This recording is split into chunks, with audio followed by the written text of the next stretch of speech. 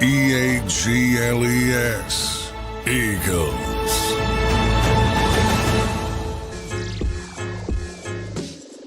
Welcome in, everybody, to the JAKIB Pregame Show. It's Week 10 in the National Football League. The 6-2 Philadelphia Eagles coming off a bye week, taking on the Green Bay Packers tonight in Green Bay at Lambeau Field. Tonight's JAKIB Pregame Show brought to you by Humpty's Dumplings. Everybody go to humptysdumplings.com.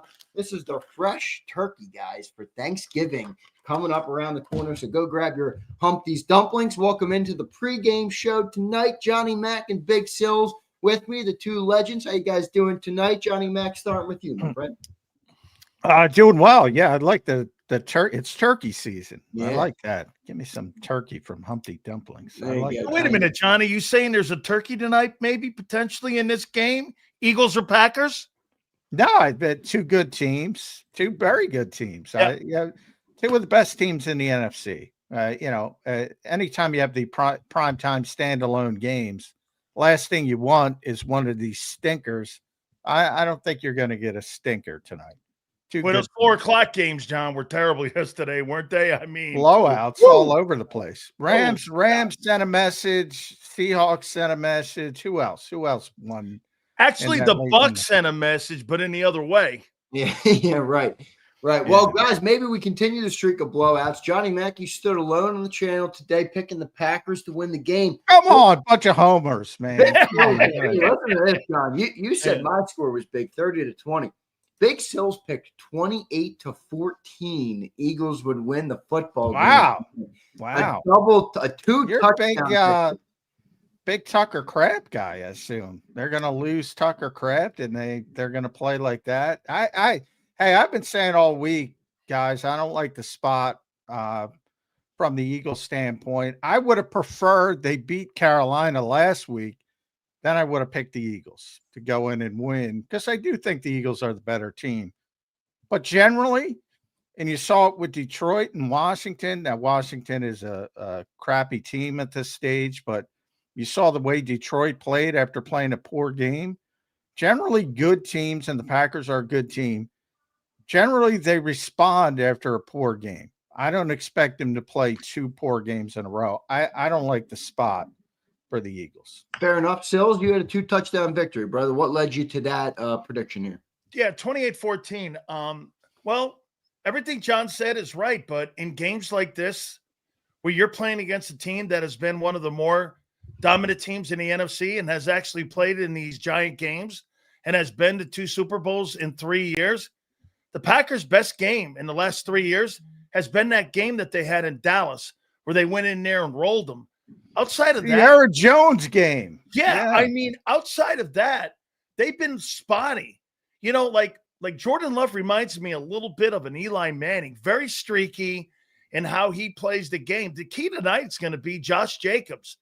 If they can't get a running game going now, you know, everyone's like this. Josh Jacobs is not having a very good year. Actually, he's having a better year so far than Saquon Barkley. He's playing really well, actually, but it hasn't resonated. Similar to, I don't think Saquon is having a terrible year. I think the Eagles have had some issues, but you see when he gets some space, he can do some things. I think the same thing with Josh Jacobs. If you go to, I think PFF has him as the second best running back in the NFL coming into last week. Now he's down to 5 but Gibbs had a big game. Taylor had a big game. So, they have him number 5 coming into this week. He's not playing bad football. No, they've got to run this football. John, in my opinion, it's going to be that Eagle. If the Eagle O-line is really back, they win this ball game tonight. Well, are they back? No Cam Jurgens tonight, Sills. We're looking at Brett Toth. That might be better than that. Might be good news for the O-line. Well, based on if he's not playing well this year. He's one of the lowest rated centers in football right now. Yeah, he's definitely he was not playing well. Brett played tremendously against the Giants, but I want to see it again. I want to see it again with Brett Toth. But he definitely he delivered it in every conceivable way against the New York Giants. And Cam is banged up. Landon was banged up, but Landon played his best game. All of a sudden, here comes Landon Dickerson. So I do think the Eagles are getting better on the offensive line, and that's the strength of their team. But I got to see, especially this particular game, because very talented defensive front. And one thing I've heard from a couple people out in Green Bay is they're using Parsons more like Dallas used him early in his career, and that means they're moving him around more. And back in those early days in Dallas, people forget he would rush from the interior, and they might pull that card. Yeah, I think they're going to pull that card. Hey, John, who do you think has the advantage tonight in this matchup? Gary and Parsons or Malott and Lane Johnson? Boy, I never like to go against Lane and Jordan Mailata, but I'll just say this, and I've been talking to these guys for years about Micah Parsons, and I say this all the time. And I know the Eagles fans don't like it, but they would have changed their tune if they were able to trade for him. The Eagles' mentality with Micah Parsons has always been, if you can't block him, read him. So I think you might see more zone read stuff, more RPO stuff, to try to slow him down, to try to put him in conflict. But I think it says a lot when you have Lane Johnson and Jordan Mailata, and the first part of that statement is if you can't block him. That tells you all you need to know about Micah Parsons. John, I did see Carolina go up there and beat them up so bad. It was the first time in Parsons' career he didn't register a pressure. Yep, first time. That's another thing. Don't like the spot. Generally, great players, same as good teams. If they have a bad game, look at Jahmyr Gibbs against Minnesota. Look at Jahmyr Gibbs yesterday. I used that example. Great players, if they have a bad game, they generally respond. It's another part where I don't like the spot. Yeah, that's fair. That's fair enough. Guys, obviously, one of the big things coming into this game that I think everybody's watching, I certainly am, I'm sure all the fans are, and I'm sure you two are as well, is the addition of Jalen Phillips and how much he can change. But I think another thing that's lost here is it's not just Jalen Phillips this week. You're getting back Nolan Smith. You got Brandon Graham as well. That's 3 new edge rushers in a room that has really struggled for the Eagles this year. Big Sills, coming to you, played defensive line, played defensive tackle, obviously at a very high level. How much of an impact does Jalen Phillips and Nolan Smith and Brandon Graham have a chance to make on the game tonight? I think Jalen Phillips will have a lot because he's been playing, and he's been playing at a high level, and he's game conditioned. Remember something here. When you're talking Nolan Smith and Brandon Graham, I don't care if you've been on a bicycle or if you ran a 28-mile marathon. If you ain't played pro football and you ain't played football, you are not in football shape. So what kind of football shape are those dudes in tonight to be able to give an impact? I do think that, I was telling everybody, I'm friends with Drew Rosenhaus and all these guys, and I know Jalen Phillips very well. That guy is your first legitimate big edge-setting end. He's a big dude. I mean, he is a big dude. Look at him on the tape, John. He don't look like that, but when you stand next to him, this dude's imposing, man. He's a big guy. Yeah, I was standing next to him this week. He's 6'6". He's 260. He's a very big dude. Hey, John, I mean, Jalen Phillips could eat a bowl of soup off of Nolan Smith's head. I mean, this guy is an enormous dude, man. And I do think it's going to be an interesting impact game tonight for him. I'm looking forward to him. I really do, man. I think he's going to have a great impact. And get this, he loves Vic. Vic loves the kid. Obviously, there was some intel and them getting that kid to Philadelphia. But I'm looking forward to this tonight. I want to see what kind of impact he has in the rotation. John, do you think the rotation will be Phillips, Hunt, and Smith? Or do you think it'll be Phillips, Smith, and Hunt? Well, to your point, I think, Hunt might play a little bit more tonight than it will be 3 or 4 weeks down the road. To your point of Nolan's got to ramp back up. Jalen just got here, even though he has that familiarity with Vic, and he has been playing. So I think when you talk about 3 or 4 weeks from now, it's going to be a clear delineation where it's Phillips and Smith and Hunt is number 3. I don't know if we're going to get there tonight. No.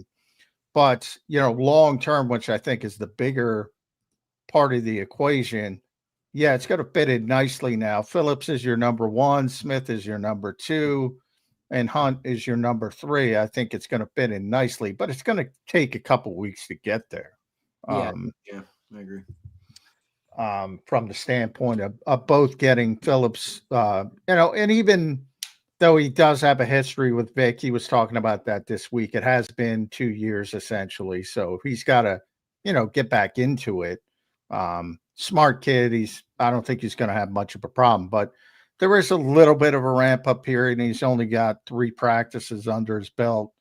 And Nolan, as you mentioned, just as you said, you can do whatever you want. He's been out 5-6 weeks. You got to work yourself up back into football shape. Yeah, John, the thing that helps the most for Phillips tonight, I tell people the biggest transition you can make when you go from, like when I did from the Bucks to the Cowboys, the terminology is like learning Portuguese when you were like talking Spanish, and you're sitting there and you're going like, what?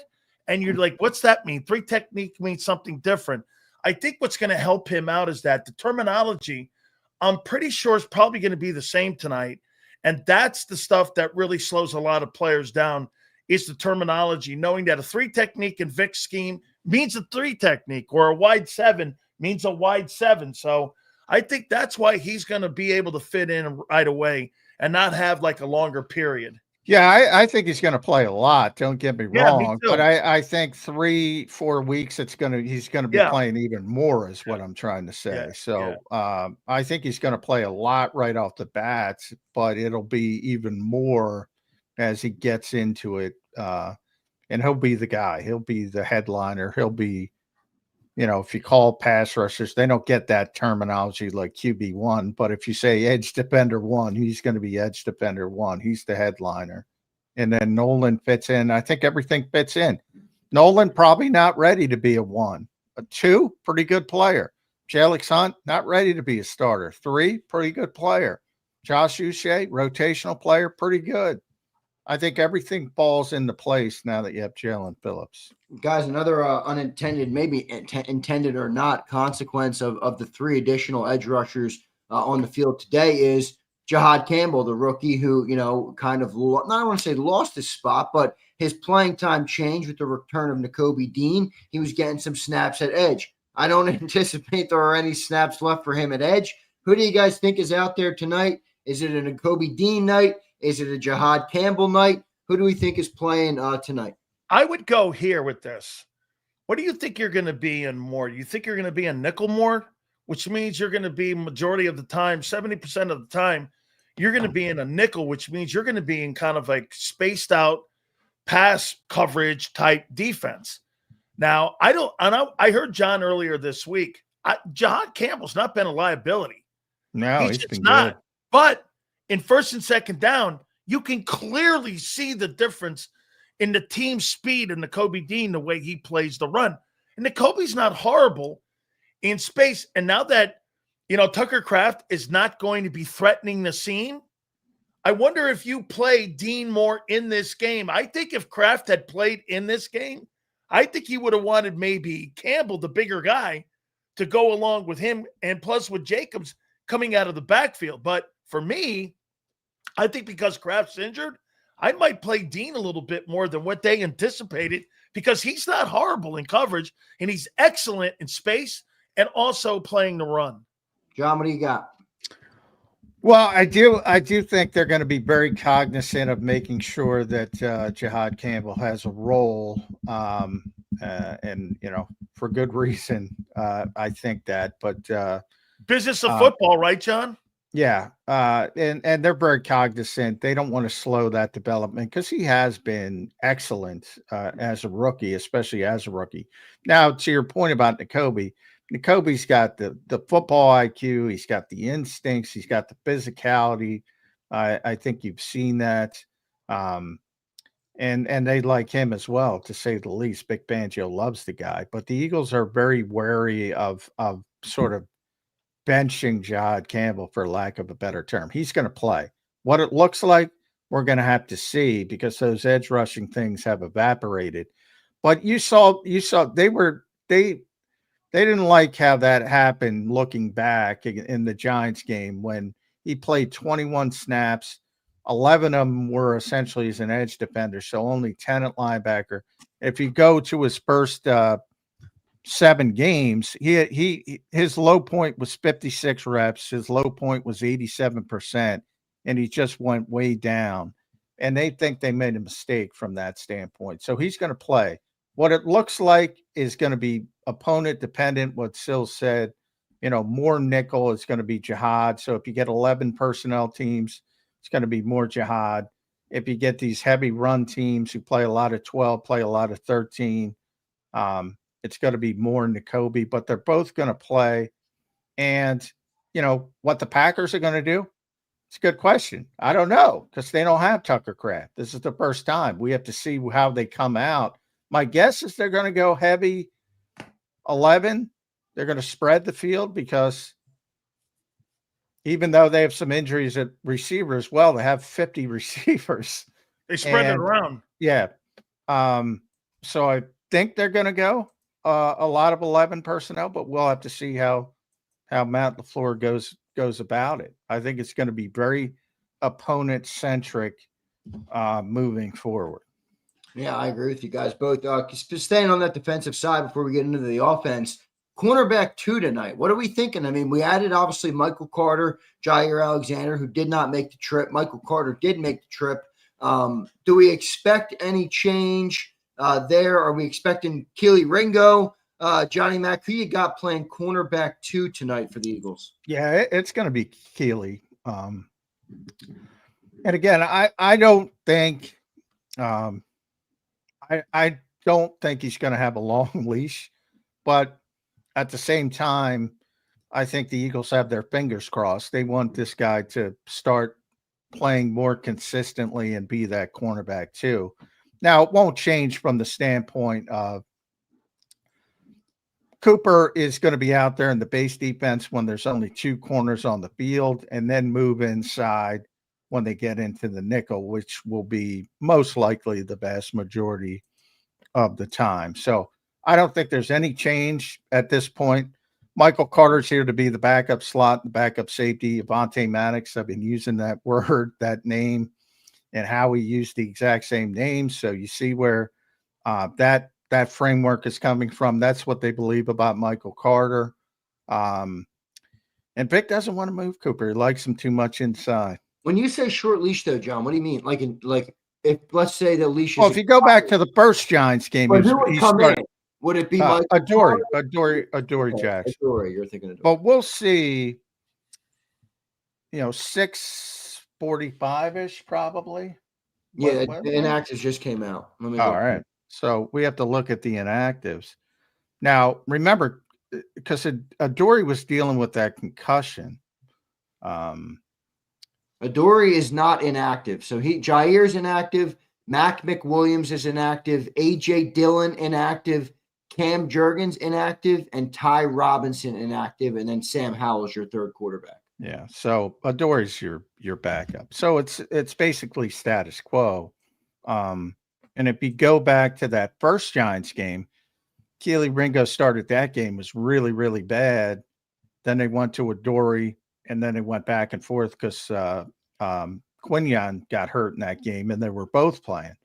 The second game against the Giants was Keely's best game by far. So coming off the bye week, the hope is, something clicked, and we'll see how he plays. But, yeah, he's going to get the first opportunity, and he deserves it coming off that game. But I had been on social media. Boy, this Jakorian Bennett stuff. I mean, people want to – I got these declarative statements that Jakorian Bennett is better. Where's that evaluation coming? The guy's played 24 snaps. Not happening. Where's that evaluation coming from? I don't know where. And by the way, I mean, speaking of this topic with cornerback too, the Green Bay Packers have announced that Matthew Golden is out. Now, Dontavian Wicks and Savion Williams will both play. Zach Tom will play. But Matthew Golden has officially been ruled out of this game, which is an advantage for the Eagles. when they're missing, Jaden Reed, they're missing Tucker Kraft. Now they're also missing their young stud, Matthew Golden. So they're missing a lot of pass catchers in this team. Here's what you're also at cornerback 2 tonight. Listen, man, the pressure's going to be key tonight. I mean, just like it was in 22. All of a sudden you guys are going like, James Bradbury, what a sensational player. Well, what happened the following year in 23? The pressure went down. Those routes became more developed. He got more exposed when he had to really follow route trees and he had to be able to follow wide receivers. He got more exposed. Tonight, the key is going to be pressure. If they can't pressure, I don't care who you are. I actually sometimes like this, Zander. Sometimes I don't like primary targets on teams. I think if you have a really good quarterback, having a primary target, Patrick Mahomes doesn't have a primary target on his football team. Josh Allen doesn't have a primary target on his football team. I mean, nobody in the room is Matthew Stafford. Right. Matthew Stafford's the best thrower of the football in today's NFL. There's nobody better than him. Maybe the guy in Cincinnati when he's healthy. But tonight will be pressure. If they get to Love and they don't let those routes develop into the face of cornerback 2, Keely Ringo, he'll have a good night tonight. But if they don't, just like in that Buck game, when you got experienced play callers like Matt LaFleur, they know Keely Ringo is the weakness in this secondary. They know the safety play has not been what it was a year ago. So they're going to attack those. They're going to attack those 2 areas. Pressure's the key tonight. Yeah, well, I think pressure is always the key when you get good quarterbacks, and both of these are good quarterbacks, Jalen Hurts and Jordan Love. Now, different styles of quarterbacks, but hey, I think when you have good quarterbacks, pressure is always key, always. And certainly, that's Green Bay's game on defense now that they have Micah Parsons and Rashawn Gary. That's Green Bay's game. That the Eagles did what they did. They're trying to talk Andrew Berry into giving up Myles Garrett. They tried to talk Jerry Jones into giving up Micah Parsons, and then they went out and get Jalen Phillips. Guess what? They're trying to get pass rush. Yeah, no doubt. So I mean, yeah, it's going to be a big part of this game, and both teams have the potential. Shown the most of the corners. What's that? Wise, Sills, I'll come to you here too. Do you think Ringo has shown the most of the corners that we're talking about in terms of flashes? I don't think he's obviously put it all together, but flashes. I mean, you mentioned Ja'Cory, John. Where the heck does that come from? Where does it come from? I've at least seen some good plays from Ringo. I can't really say the same about the now. Dory, I think, has had some decent. Listen, Ringo. I said this at the beginning of the year about him. He's going to get better by the end of the year. If you guys thought that guy was just going to step in and be Darius Slay, like what Slay's been and brought you, you were high, and you were not going to get that production from that player. He's actually shown a little bit better. Now, again, look who we're gauging him against. Not a lot to gauge him against there too, and what you're looking at and what your alternatives are. But I think he's gotten better because I think the front seven's gotten better over the last 2 weeks. So if you're seeing more plays being made in the front seven, that is always going to affect the secondary. And when John says that, the Giant game was his best game, well, I mean, the Giants didn't really threaten anybody in the secondary with those horrible receivers. Well, that's true. That's true too. But, we struggled against the Giants in the first game, and it was the same horrible receivers. So he was getting better from the standpoint, but you're right. I mean, it's not the best offense in the world.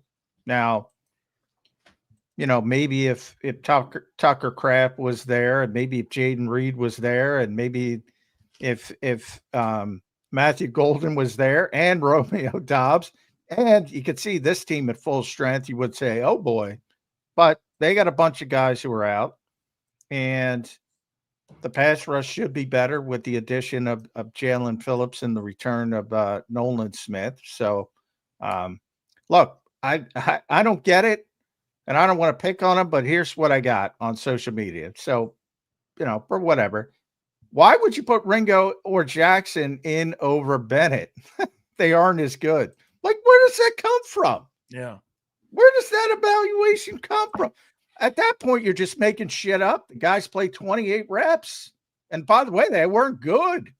The chances that Jair Alexander even plays like any in the next couple of weeks, he's minimal. Next couple of weeks, I would say minimal. Yeah. Minimal.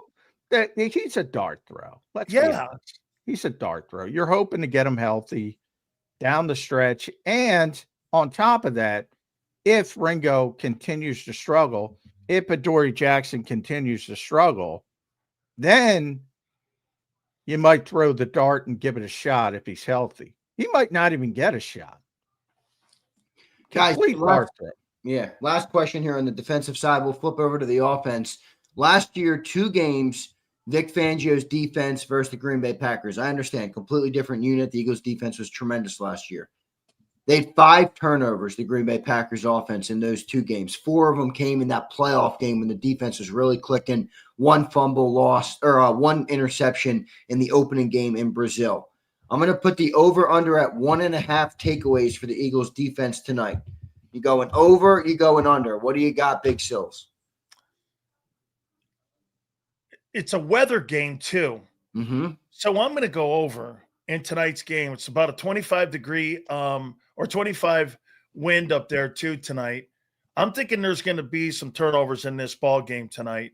Green Bay's better in the cold. Obviously, they play at home. I'm not saying Philadelphia doesn't, but, you're at home. You always give the team the nod there when you're playing in your own crib. However, remember something here. John brings this up all the time. Who plays higher percentage opportunity at turnover football? Green Bay does. Why? They throw the ball more. Okay? Green Bay's always going to be in a position when you play – any team that plays Philly will have a higher turnover opportunity because they throw the football conventionally like other NFL teams do. The Eagles don't throw the football conventionally like other NFL teams. If Jalen Hurts throws the ball for more than 28 times in this ball game tonight, and they have, again, where they can't get the run game going, Green Bay's winning this game. The team that wins the run game tonight and the turnovers wins the game. If you throw for 350 yards in this ball game tonight, you're most likely playing from behind. Yep, I agree completely. Yeah, and then you're going to turn it over. Right. Yeah, then you are. Both of these teams have been phenomenal when it comes to ball security this season. I think Green Bay's third, John, second or third or something like that. Love only has 3 interceptions in 250 attempts. They've lost 2 fumbles. The Eagles, Jalen Hurts only has 1 interception in 215 attempts, and they've lost 2 fumbles. So both of these teams have been tremendous when it comes to taking care of the football. Now, the difference is Green Bay's offense is much more wide open. Well, they're 8th in total offense. They've won the explosive play differential in 7 of their 8 games this season. They're 2nd in 3rd down conversions. It's a big play offense, John. They're constantly winning the explosive play battle, which is a one of the 2 stats that Nick Sirianni considers relevant to winning football games. And the Eagles have not done well in that battle this season and managed to win games because of that ball security. They're not turning the football over, and they're not risk averse. The Eagles don't turn the football over because they're risk averse. Yeah, right. Exactly. That's a good way to put it, John. Good stuff there, guys. Let's move over to the offensive side of the ball. Big Sills, you've kind of hinted where you want the Eagles to go offensively tonight. John, I'm going to start with you here tonight on this question here. The last 2 games, a lot more under center, a lot more play action. Maybe some of that has to do with Brett Toth being the center. He's going to be the center again tonight. Maybe some people saying, hey, Kevin Patullo's finding his rhythm. But you also talked this morning about DeVonta Smith, giving you a little bit of intel on Saturday. They're a running football team. What do you got, John, offensively tonight? What's the method? What's the game plan to neutralize this Green Bay defense, move the football, and put points on the board? Yeah, they want to run the football. And it, part of running the football, because and it wasn't Toth and the snapping issues. It was about they were going to do that anyway with Cam Jurgens. They were going to get under center more. because they felt teams were taking advantage and crashing that opposite edge rusher when they were running from the gun, and that was creating a lot of negative plays. So they wanted to get in, and that you saw that in the mini bye week. So essentially, because it was layered, you had the mini bye and then you had the actual bye a couple weeks later. They've already done their adjustments, and you've seen their adjustments, and that's what they're going to continue to do until somebody adjusts to that. But again, you have to see what Green Bay does defensively, which, by the way, they have the 5th ranked defense in the NFL. They have talent. It's not just Micah. They have good players at all 3 levels. Edger and Cooper, great linebacker. Xavier McKinney has been a pain in the Eagles' ass for years. They have 2 good safeties. Rashawn Gary's a great pass rusher as well. They got a really good defense. So, if they come out like the Vikings did and they play 6-man fronts, then they'll try doing the play action, trying to get the football down the field. But to Sills' point about weather games, it's not going to be terrible for Green Bay. There's no snow. It's a heated field and all that, but they're going to try to run the ball. Big Sills, what do you got tonight in this game for the Eagles offense? What's the game plan for Jalen, Patullo, Saquon, and company? One of the greatest things in the world, John, is when you're on Lambeau, you lay on the ground because the coils underneath are all heated. It comes through. You lay there. You get up. You're freezing your baguettes off. People don't realize Lombardi actually laid those coils, and that's been there since like the late 60s. So here's what I have. And I know that John's one of the very few people that covered the team that doesn't have a glazed donut for the team. Yeah. And that is this. Okay, they're 24th in total. They're 26th or 24th in pass. They're 19th in run, and they're 28th in third down. The Giants didn't. I mean, they just fired a team that beat you. And you went 1-1 against in Brian Dable. I want to see more consistency. This game, the Detroit game, the Cowboy game, the following game after that, where you got the Chargers there. I want to see some consistency because to me, I haven't seen it yet. You can't explain to me how you have this kind of talent, how you spend over $200 million on that side of the ball, and you've got an underachieving offense. I don't care what anybody says. Your offense underachieved so far this year, and they've played some decent football against a shitty Giants team 2 weeks ago. Congratulations. Let's see what they do against a good football team tonight. All right. Maybe I'm talking Sills out of that big win. I don't know, Don. You're kind of wobbling me on it a little bit.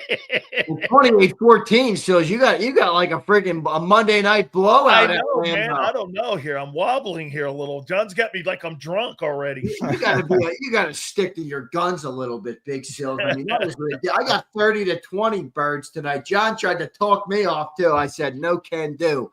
My friend. Guys, Jalen Hurts, what do you need to see from Jalen Hurts there? I know we always talk about Saquon and the receivers and stuff, but Jalen's had a little bit of an up and down year. The one thing he's done very well, protected the football consistently every game, only has 2 turnovers this year, 1 interception and 1 fumble lost. What do you need to see from Jalen Hurts tonight, Sills? I'll start with you here from QB1. King of the 5-yard passes. I'd like to see if they can maybe threaten the middle of the field a little bit. Get AJ going. I think this could be a great night for Goddard tonight because I want to see Goddard threaten the seam a little bit and for them to be able to go up the middle of the football field. I think this could be a great night for him tonight if they're able to get him open and in space up there because, look, everyone knows the Eagles are this. They run the go route. They're very simple at the Y and Z. They're going to go, and I think Yak is going to be also something here. Here's what I'll say about their secondary, John. I want to see them get these 2 guys on the ground because the yards after the catch tonight, I think are going to be pretty big tonight. And if AJ's able to out-physical some of these corners that they have there in Green Bay, I think AJ could have a pretty big game tonight. Yeah, I don't love the Packers corners. I think that's similar. I think that's the weakness on their defense. But I would say to the seam problem, I wouldn't, Xavier McKinney's going to be back there baiting Jalen to throw that seam pass. I don't like that matchup. So I would kind of put that in the back pocket for another week. They don't like throwing the ball down the middle anyway, so I'm not going to throw it against one of the biggest playmakers in the league, who's been one of the better center fielders. But the corners outside the numbers, that's Jalen's strength to begin with. I would focus on that because DeVonta Smith's having a very good year. And AJ, both of them kind of act like Eeyore on occasion, but they're a little bit disappointed about how the offense is run, but they still perform at a high level, and that's what you need. As long as they keep winning, it's not going to be a problem. But they got to keep winning. And number one, to Zander's point, it all starts number one. If you're going to be risk averse, you got to take care of the football, and nobody's taking care of the football more than or better than the Philadelphia Eagles. God, how about this, guys? Ready? Listen to this. First 4 games of the year, 62, 15, 40, and 62. Those are the rushing yards that Jalen Hurts had each game. Now the last 4 games, 3 versus Denver, 13 versus the Giants, -10 versus Minnesota, his first time in his career having 0 rushing yards in a game, and 22 in the Giants win. Jalen Hurts is not running the ball at the level that we've seen in his career to this point. Do you think that's a good thing? Do you think that changes tonight? I happen to think that this is a team that maybe those wheels will come in handy, and you might want to run a little bit to keep that defensive line, staying honest in a way. Big Sales, how do you see that part of the rushing game with Jalen Hurts? Do you understand that when you put a guy under center, the chances of him taking off running are more limited? Yeah. And that it actually stops the quarterback from running more so than not when you're under center. When you're back there, you see pressure and you feel the pressure more when you're in shotgun. When you're under center like that, you rarely see quarterbacks that are under center that are just going to take off on design plays. That's not going to happen. No. Occasionally you'll get a Lamar Jackson sweep, but very, occasionally. Something like that that's designed to go and stretch plays like that are going to be doing that. So this is by design. This was part of the cosmetic stuff that we talked about when they were in the bye week that they were trying to do here. So here, Jalen Hurts not being able to run and move the sticks like that, I think that takes away and some of the tools out of his toolbox for him to be able to move the sticks on third down. I think the Eagles tonight got to win first and second down, dude. If they win first and second down and Jalen's not running the football, you're going to rely totally on Barkley. Yeah. I'd like to see him more involved in the run. If they're in second and third and long, you already know Green Bay, that defensive line is going to have that plays right into those two ends. 100%. John, how do you see the rushing yards for Jalen Hurts? Something that's come down drastically. Yeah, I mean, I think part of it is being a little bit more cautious with it, but I think it could be situational too, John. Yeah, I think as you get later in the season, maybe they amp that up, more of a management sort of perspective, because guys are going to get hurt if they continue to play that. So that's part of it. But to Sills' point about if you're going to be under center more, you're not having quarterback design runs. That's a gun thing. That's a, zone read option, quarterback draw. You generally do that stuff from the gun. And the Eagles have limited that somewhat just as things naturally advance in his career. But when you get to the games that mean something, and this game means something, I think it's on the table a little bit more. Not that they all don't mean something, but you get my point. NFC. This game could mean something when it comes to seeding in the NFC. Yeah. So it's important to win this game. Things get amped up when there's obvious big situations where if you're playing the New York Giants in week 8, maybe it's time to be a little cautious. If you're playing a bad Minnesota team, maybe it's time to be a little bit more cautious. But when things get amped up against good teams, I think it'll be more part of the equation. And tonight it might be it. but it's got to come from the gun. It's not going to come from under center. Trust me when I tell you too, Zander, the only reason the Eagles are 6-2 is because he hasn't turned the football over. That's the only reason, because the offense, as I said, I mean, explain this to me, John. How can you be with all these bad numbers, 24 in passing in total, 28th and third down, and you're spending $200 million? And you got an injury to your center. Well, that's a Howie. Like, I don't think the coaching staff can get bogged down, and that is a legitimate Howie question, but I don't think it's a coaching. Like, they're trying to win games. No, I understand that, but the team was built to throw the ball, not built to run the ball. You spend $51 million on receivers, John. You're built to throw it. Well, they haven't done it, so right. That's a Howie problem. He's got to readdress that in the offseason. That's what I'm saying, because they're going to run the ball. And it's nice to have two players that will stay engaged for the most part and deliver when they do get opportunities. But yeah, you're right. I mean, and I've been saying, Zander can tell you, like, this whole mentality of they should score 34 points a game, and that there's no evidence of that ever existing, ever. That's just sort of like Jacorian Bennett's better than Kaylee Ringo. Nobody's seen it. Nobody's ever seen this be one of the great offenses in NFL history, because that's what 34 points per game means. Nobody's seen that. It's just the presumption of, well, it should be that. Yeah, but you say that like you're insinuating that the talent's not actually there. It is actually there. They're not living up to it. I agree with that. But they have to play a certain style of football.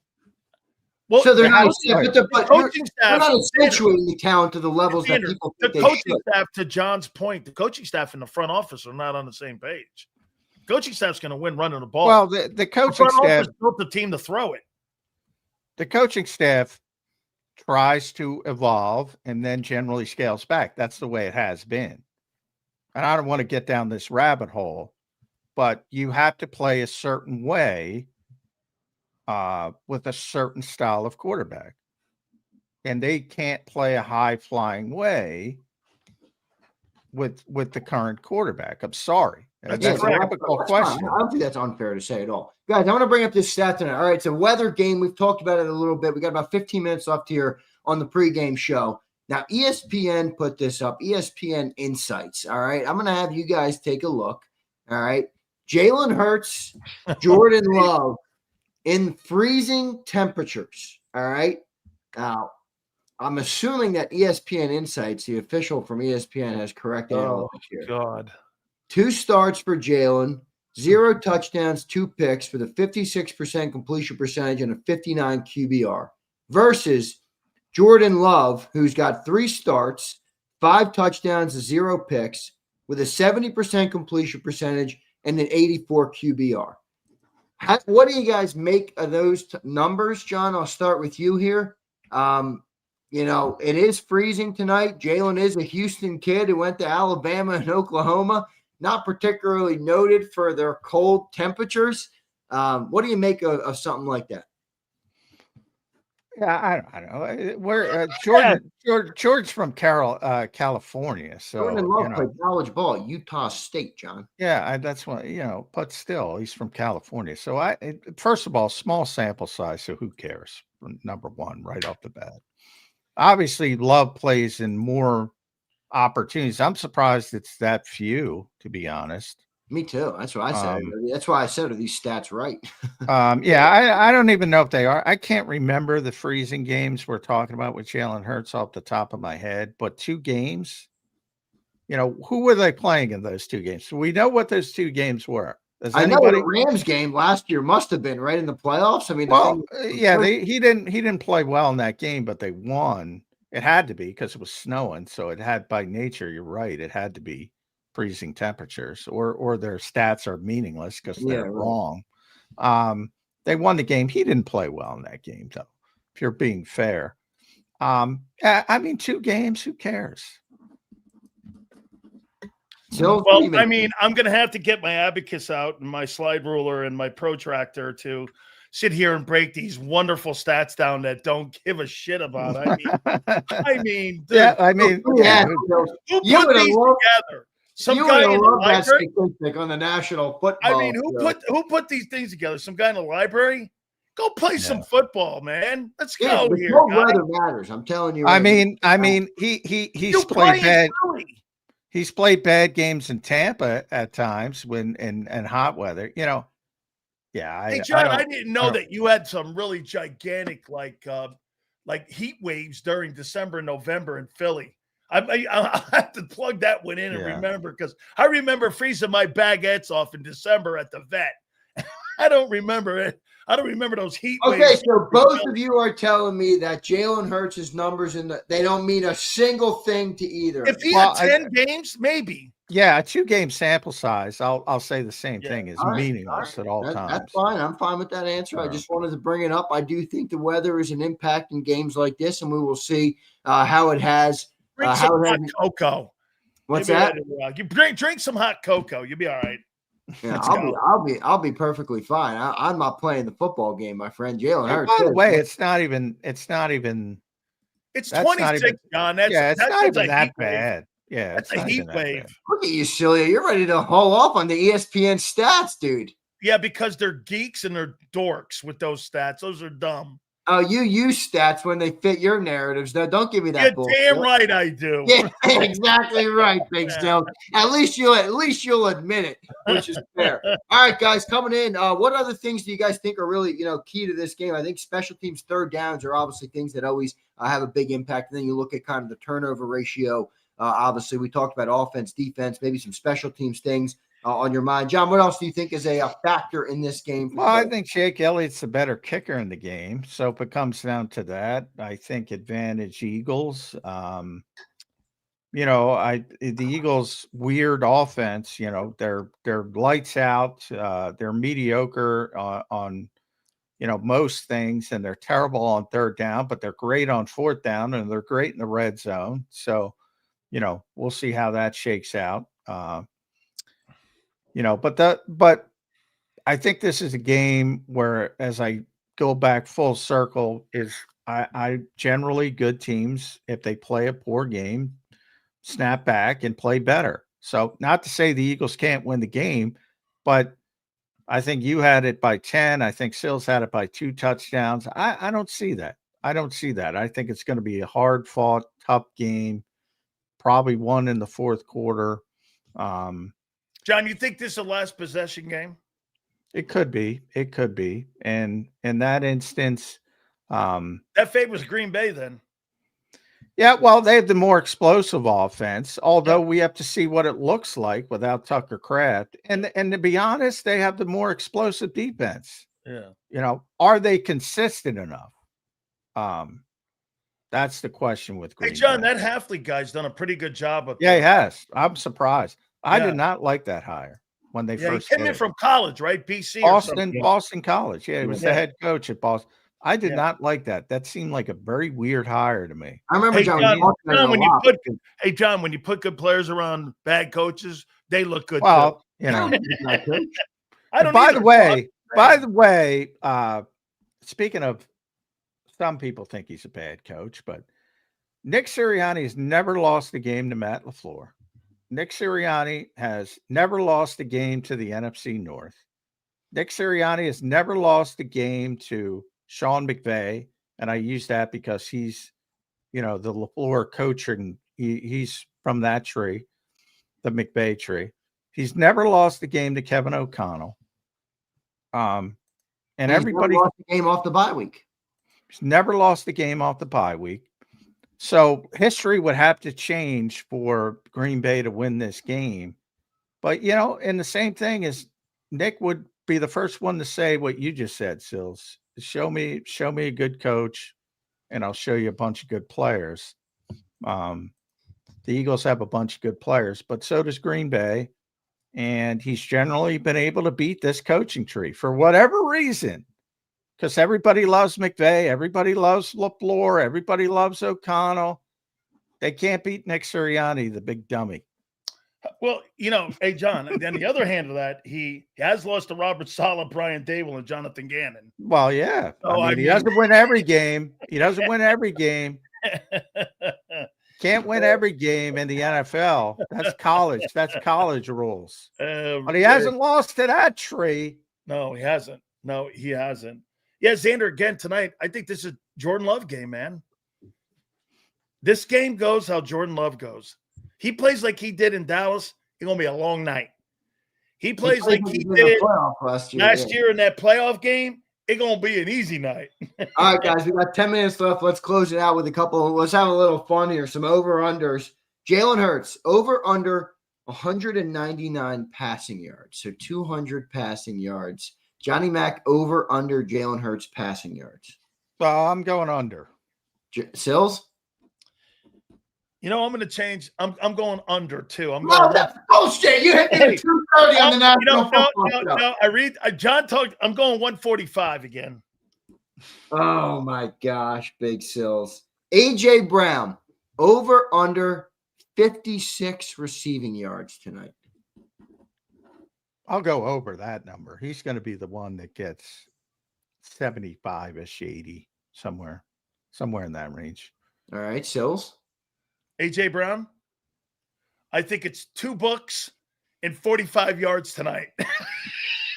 The odds are set the same number basically for AJ DeVonta, 55.5. Yeah, I got 45. I got 45. What do you got for DeVonta? Over under 55. I got him a little more. I think he'll go there for about 75. John, you got DeVonta over under 55. I'm going under because I want AJ over.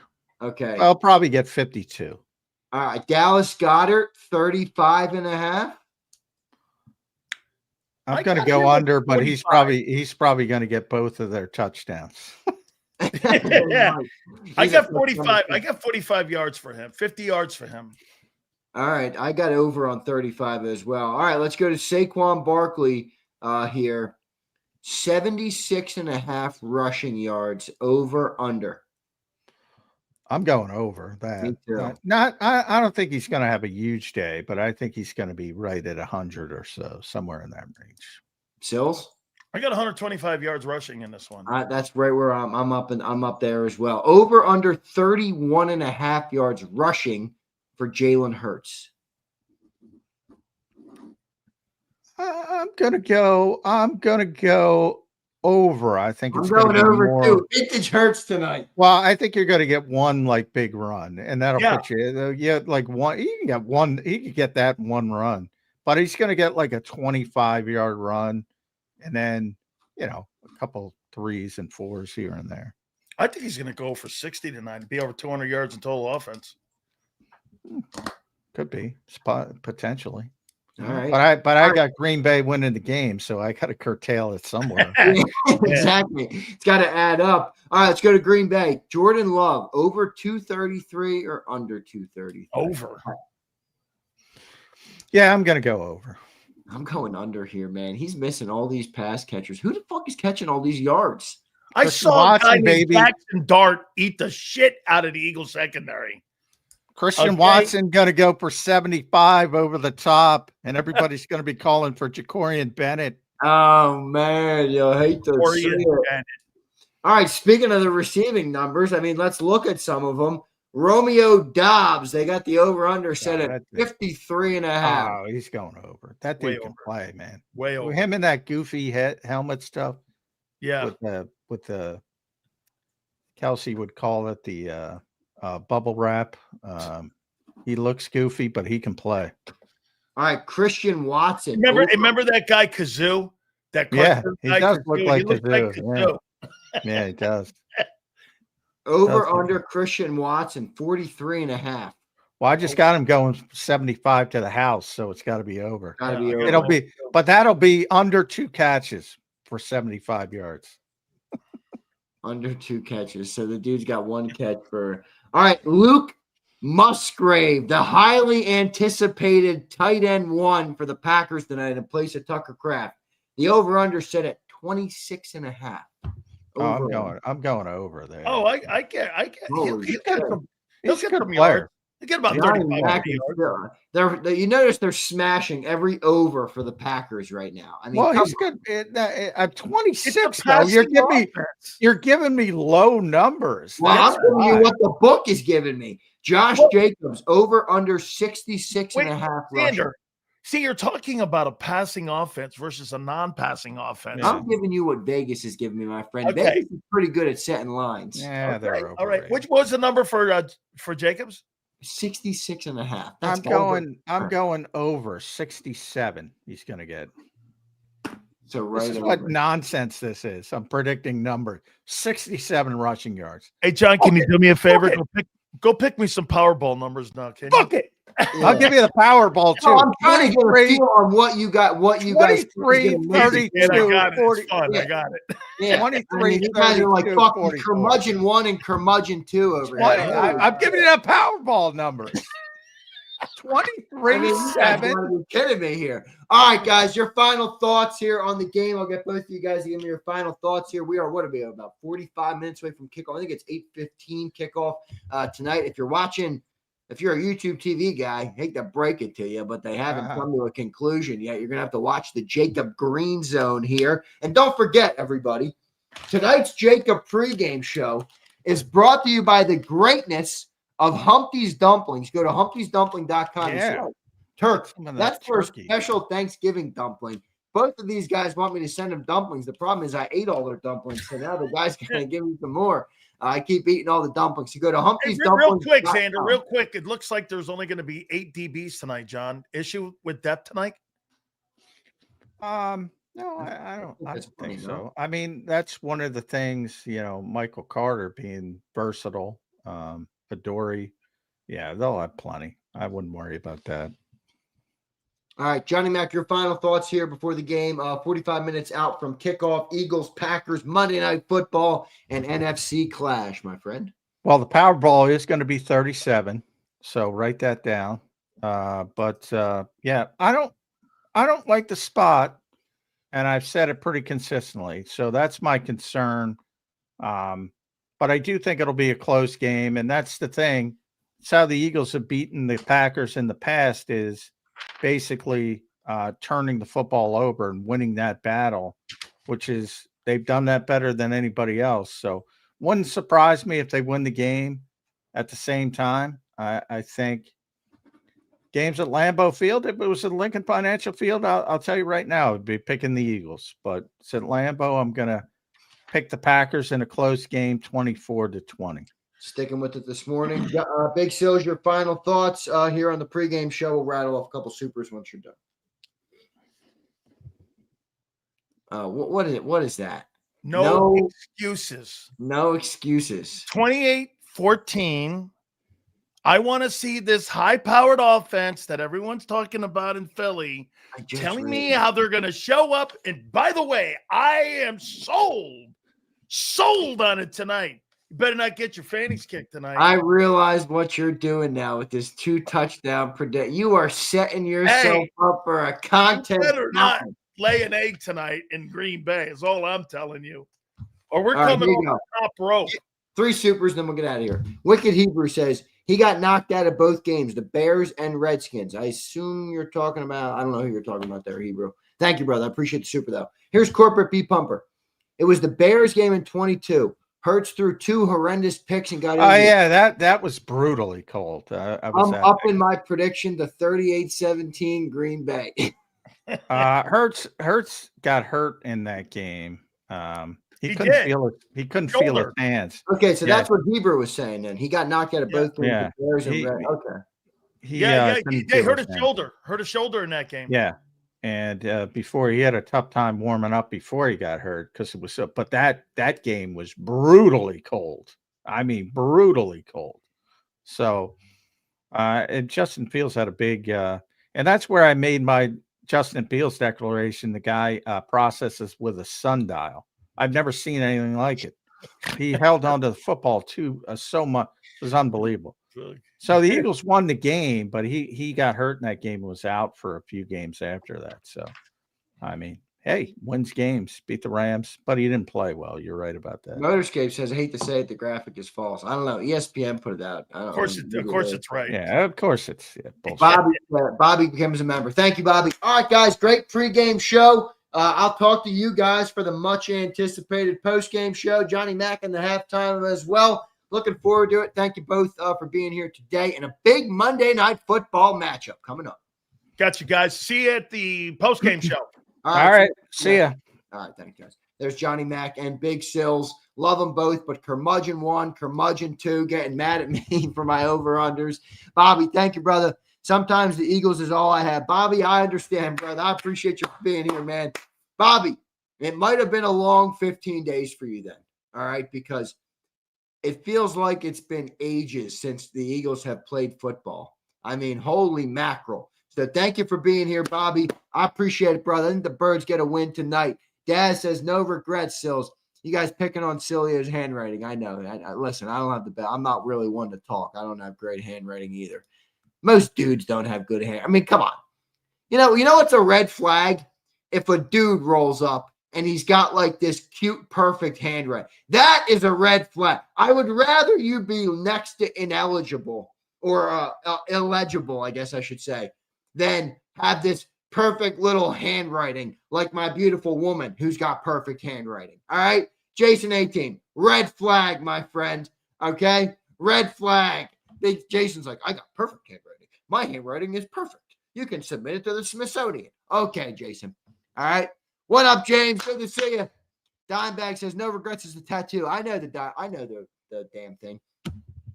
Guys, I need the score predictions from everybody in the chat before I get out of here. By the way, what's up with the 8:15 thing? It's 8 o'clock at night. Let's get this show on at 8 o'clock. What are we waiting for 8:15 for? Really? What do we need? Give people 15 minutes to wipe their ass? Come on, sit down. Let's get this thing on the road at 8 o'clock. Score predictions in the chat. Let me see them. 38-10. Brandon's smoking that Sileo pack tonight. 40-10 Eagles. John 2. 28-25. Good prediction there. Yada checking in. He was bitching at me earlier. 30-18. Thank you for being here, Yada. 31-20 Birds. I like that. I had 30-20 Birds. James Jones, resident Commander fan. 20-10 Eagles. Yeah, I like it, James. Way to be objective. Vulnerable Vitality, 34-17. I actually like that score. That's a good one, Vitality. Curtis says 24-17 Birds. Curtis, I can rock with that. David, what's up, David? Corporate B Pump, 38-17 Green Bay. Corporate B Pump. First off, you got to change your name back to B Pumper. This whole corporate thing is stupid. It's overplayed. It doesn't even make sense. It doesn't fit your character. But you got to play the crow deal if that doesn't happen. Dimebag, 31-21 Q pick 6 Seals. Ooh, I like that, Dimebag. Daz, 31-21. A lot of good scores here. Prince says 7-0 Birds. All right, Prince. Scott Squad, not my fault. I got good penmanship. That means your penmanship stinks. That's what that means. I can see right through you, Scott Squad. Jason 18 checks in. What's up, brother? As a punishment, my pops used to make me write sentences like, I will not tell a lie. I will not disrespect my mother. My handwriting got awfully good. That's a baloney story and a baloney excuse for why you got ladies' handwriting. 27-14 Eagles. All right, 27-17 Birds win. Senorita, you're still on the shit list. Cody says 27-17 Eagles. All right, so a lot of good scores. A lot of good scores in here, everybody. Guys, this is one of those games where, as an Eagle fan, you take it in. You enjoy the moment. We got Monday Night Football, Week 10, freezing cold temperatures in one of the most historic stadiums in all of football. All right? A great matchup between two great NFC teams. Micah Parsons up against Lane Johnson and Jordan Mailata. Jalen Hurts up against that Packer defense. Jordan Stiff Love up against the Fangio unit.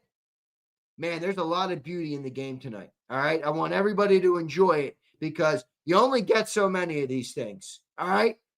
Enjoy this moment. I'm looking forward to it. I got to get a drink here. Got a scratchy throat from roasting Jason. But I do think it's a big one. I think it's a big one. I think it's a good litmus test for this team. But I think they're the better team. I think they're a better team. I think this Packers team's a bit overrated in my eyes. And we'll see what ends up happening with it. All right? We will see what ends up happening with it. I'll take a couple more comments, and then we will get out of Dodge. Philly Don, Z, Birds win the turnover battle and pull up the win. All right, Philly Don, we'll see. All right, we'll see. I got with your name on it, Xander. Pump, what do you got to let me know, man? You got to let me know. Bobby says, I love you, bro. You guys say, Bobby, I love you too, my man. I appreciate you, my man. All right. Senor says, what did I do? Zander has the best takes this week. Senor, you are just on a run. You're almost on a generational run of bad takes. It's almost impressive. Senor, at some point, it becomes impressive when you can be as wrong as much as you. You know? I mean, I literally mentioned tonight that Matthew Golden was out of the game, and I saw a Senor comment, Zander needs to stop glazing Matthew Golden. He's got 230 yards. I said, dude, I'm giving you the news. Green Bay just put out the inactive list. What are you talking about, Senor? Bobby Henderson, you guys saved my life. Thank you, homie. Bobby, I appreciate that, man. I appreciate that. Bobby, you ever need to talk, bro, email me, Zander@JAKIBsports.com. DM me on my social medias @Zander Krause. I appreciate you, brother. Eagle football is back tonight, all right? Excuse me. Eagle football is back tonight, all right? All right, love all you guys. Get ready for the Green Zone. So if you have YouTube TV and you can't watch the game, you tune into the JAKIB Green Zone. You'll get the full coverage of the play-by-play. All right, so you won't be able to watch the game because we don't have rights to obviously air the game, but we will give you the full play-by-play in real time of the game on the JAKIB Green Zone. And also, everybody, I don't promote many things on the show, okay? One of the things that I've taken a lot of pride in is that we have become largely supported by our community of people, which is all of you guys, which is why I always tell you how much I appreciate you, how much I love you. But when I do promote something, I want to love it. And these guys, not only are they amazing dumplings, but they're great freaking people. They have an awesome shop over in Keswick Tavern in Glenside. They have food trucks that go around the city, and they ship right to your door if you're in America. All right, so go to humptiesdumplings.com. This is their special Thanksgiving one. Obviously, it says turkey here. It's phenomenal. You guys saw when we first got these. They sent me, I don't know, 6, 7, 8 bags. I ate every one of them. I mean, I literally, as good as they were, I was like, I'm going to turn into a dumpling. Okay? I'm going to turn into a dumpling. So go and get your Humpty's dumplings. Order the Thanksgiving ones. My personal favorite were the cheesesteak dumplings and the cheesy potato. They were phenomenal, but really all were good. The French onion was amazing.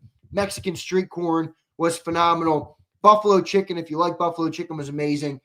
So pretty good stuff. And a big thank you to Humpty's Dumplings for sponsoring the show tonight, the JAKIB Pregame Show. Love all you guys. Hit that like button. Enjoy the freaking football game, man. Monday Night Football. Eagles under the lights. Prime time in Green Bay. Doesn't get any better than this. Love all you guys. See you next time, everybody.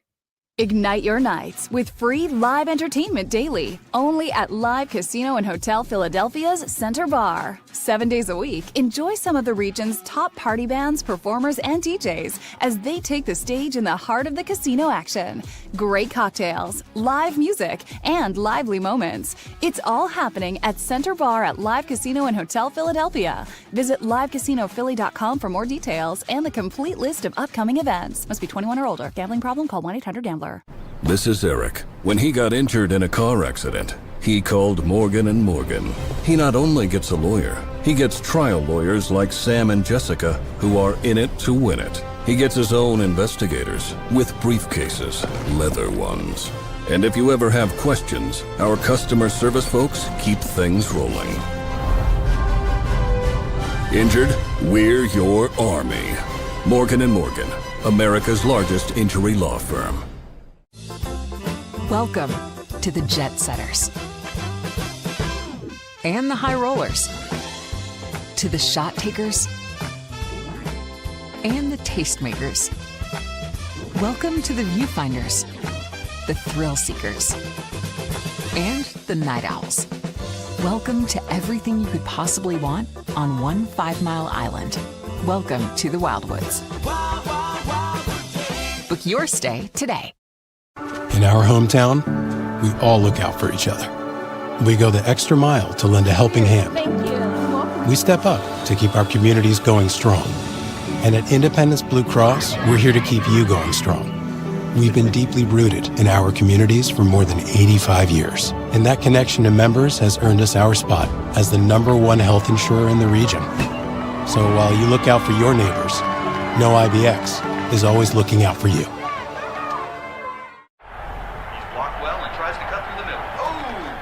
Your gut says Miami is going to win, and you should take the over.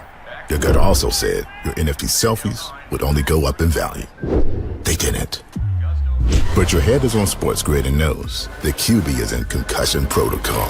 The backup has a 45 QBR against the zone coverage. The New York D has the most sacks in the league. So yeah, trust your head. It's smarter to be on Sports Grid. EAGLES. Eagles.